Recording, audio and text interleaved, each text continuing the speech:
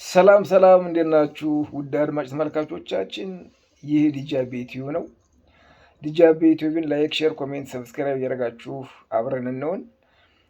ዛሬ ደግሞ ላወራላችሁ የፈለግኩት ሰሞኑን አንድ ብፁዕ አባታችን መድረክ ላይ ስለ እመቤታችን የሆነ ነገር ብለው ነበር እና ሶሻል ሚዲያ ላይ በጣም እየተቀባበሉት ነበር ብዙዎች። እኔ እንግዲህ ብፁዕ አባታችን ነው የምላቸው፣ ምክንያቱም ሲኖዶሱ ብፁዕነታቸውን እስካልቀማቸው ድረስ ምንም ማለት አልችልም። በሌላ መልኩ ልጠራቸው አልችልም። ብፁዕ አባታችን ሆነው ከቀጠሉ ብፁዕ አባታችን ናቸው የሚሆኑት። ሌላ ስም ከተሰጣቸው ደግሞ በዛ ስም እንጠራቸው እንችላለን። ቀጣይ ላይ ግን የተናገሩት እሳቸው እንግዲህ ምናልባትም በሆነ ሚዲያ ላይ ቀርበው እንደገና አይቻለው፣ ግን ይቅርታ ነው ወይም ሌላ ጉዳይ ነው ግልጽ ስላልሆነልኝ ነው። ግልጽ ያለ ይቅርታ አይነት ነገር አይደለም የተናገሩት። ለምኝ የበላውባት እንዲህ ያልኩባት ስሟን የጠራውባት ምናምን አሉ። መጀመሪያ የተናገሩት እና በኋላ የተናገሩት ነገር ደግሞ ትንሽ ይምታታል። እኔ ደግሞ የሚገርመኝ መቼም ይህን ቪዲዮ የለጠፈው ዩቲዩብ ምናልባትም የኦርቶዶክስ እምነት ተከታይ ከሆነ ይህን ነገር የለጠፈው ምን ለማግኘት እንደሆነ ግራ ገብቶኛል። እውነት ለመናገር ምን ለማግኘት ነው ማለት መቼም ኤዲት ተደርጎ ላይቭ ላይ ካልተቀረጸ በስተቀር ኤዲት ተደርጎ ላይቭ ላይ ቢቀረጽም ይሄ ነገር የሚያወዛግብ ከሆነ መደለት ነው የሚያስፈልገው አይደለ እንዴ? ይሄ ነገር ምን ለማትረፍ ነው? ወይም ጳጳሱን አጋልጦ ለመስጠት ነው? ቪው ለማግኘት ነው? ሰብስክራይብ ለማስፋት ነው?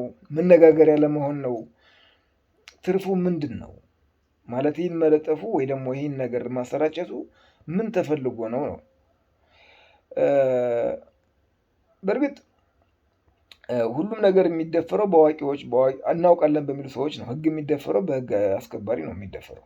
ሃይማኖት የሚደፈረው የሃይማኖት አባትን በሚሉ ነው የሚደፈረው። ብዙ ጊዜ ማለት በውስጥ አዋቂዎች ነው ብዙ ነገሮች የሚደፈሩት። እና አሁን ማለት የአባታችን ብቻም ሳይሆን ሰሞኑን እንዳየዋቸው ደግሞ ዩቲዩብ ላይ ጥምጣማቸውና ካባቸውን መስቀላቸውንም ኢመን ሳይጥሉ ተሐድሶ ነን ይበሉ ወይ ሌላ እምነት አላውቅም፣ ግን ጥምጣማቸው እንዳለ ነው፣ ካባቸውም እንዳለ ነው። መስቀላቸውን ይዘው ስለ ኢትዮጵያ ኦርቶዶክስ እምነት በጣም ብዙ ነገር ሲያወሩ ሰምቻለሁ። እንዲያውም መብርሃን ይቅር ትበለን፣ ሰሞኑን አንዱ ጸበል ጥንቆላ ነው መተት ነው ሲል ሰማሁት። በምን ሳይንስ ነው እንደዚህ የሚሆነው? ማለት በምን አይነት እንትን ነው እንደዚህ ሆነው? ማለት እኔ የሚገርመኝ የኢትዮጵያ ተዋሕዶ ኦርቶዶክስ እምነታችን ኮትኩታ እንደው አስተምራ ስንት ነገር አድርጋ እውቀታቸውን የሚገልጹት እሷን በመተቸት ነው የሚሆነው። መቼም እውነታው ሲገባቸው አይደለም እንግዲህ ድንቁርናቸው ሲሰፋ ካልሆነ በስተቀር።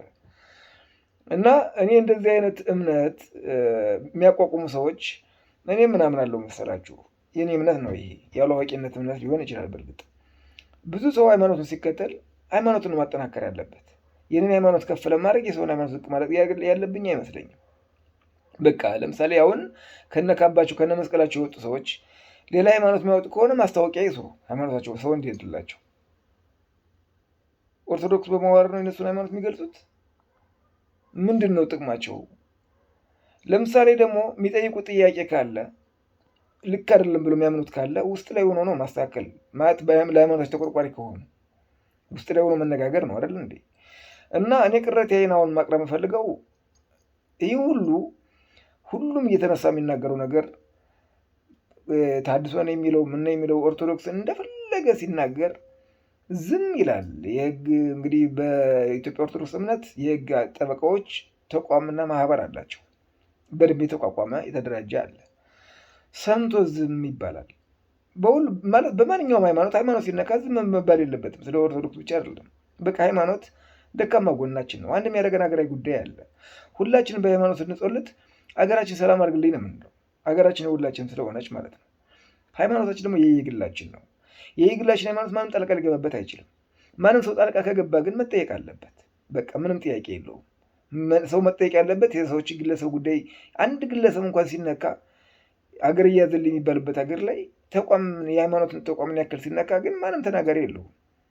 ስንት ሚሊዮን ህዝብ የሚያስተዳድር ተቋም አምኖ የሚከተለው ተቋም አንድ ተራ ግለሰብ የተነሳ ሲዘልፍ ማንም የሚናገረው የለም። በማንኛውም ሃይማኖት እምላችሁ ስለ ኦርቶዶክስ ብቻ አይደለም። ሃይማኖት ከሆነ ስለ ሁሉም እያወራው ስለሆነ እና እንዲህ ስለሆነ ሃይማኖት በጣም እንትናችን ደካማ ጎናችን ነው የሁላችንም እና ምናምነው እሱን ነው ማለት ሀብት ቢሞላ ጸጋ ቢሞላ ስልጣን ቢኖርህ ምን ቢኖርህ የምንጠየቀው ምንድነው በእምነታችን ስለሆነ ይህን ነገር ማንም ባይነቀው ብዬ ማስበው ጉዳይ ነው እና ለማንኛውም የሚጠየቅ አካል ካልተጠየቀ ከስር የሚጠየቀው ሙስሊሙን የሚነካ ፕሮቴስታንቱ የሚነካ ካቶሊኩ የሚነካ ማንንም ሃይማኖት የሚነካ ሰው ከስር እየተጠየቀ ካልሄደ ካልታረመ ነገ ገሌ እንዲህ ብሎ ምን ተባለ ገሌ እንዲህ ብሎ ምን ተባለ እየተባለ ሁሉም በያፉ የሚናገረው ሊሆን ይችላል ማለት ነው እና ከስር መታረም አለበት። የማንም ሃይማኖት የሚደፍር ሰው ማንም ይሁን መጠየቅ አለበት በህግ አግባብ። ይህ ማለት ለምሳሌ ሙስሊሙን ተሳድቦ ወደ ኦርቶዶክስ የሚደበቅ ሰውዬ ኦርቶዶክስ መደበቅ የለበትም። በቃ አሳልፎ መስጠት ነው ያለበት። ኦርቶዶክስ ተሳድቦ ሙስሊሙ ጋር የሚደበቀው አሳልፎ መሰጠት ነው ያለበት። ይህ ጁባም ይሁን ሙስሊም ይሁን የማንም ሃይማኖት ከነካ የሃይማኖቱ ጎን ያለ ሰው እንዴ ለምን ትነካለህ? የእኛ ሲነካ ማን ደስ ይለዋል? ስለዚህ እንደዚህ ባል ነገር አንፈልግ ነው እንባል እንጂ እስኪ ትነኩታላችሁ እስኪ ትነካዋለህ የተባባለ ዛቻ መፈጣጠር ጎራ መፈጣጠር አስፈላጊ አይደለም እና የጳጳሱን ጉዳይ ዲቴይል ያልገባውበት ሲኖዶሱ የቀጠለው ስለያዘ ምን እንደሚል ስለማይታወቅ ያኔ ደግሞ የሚወስዱትን ውሳኔ ታይቶ የምናወራበት ይሆናል። እስከዛ መልካም ያቆየን። ሀገራችን ሰላም ያርጋት፣ ፍቅር ይስጠን። ሰላም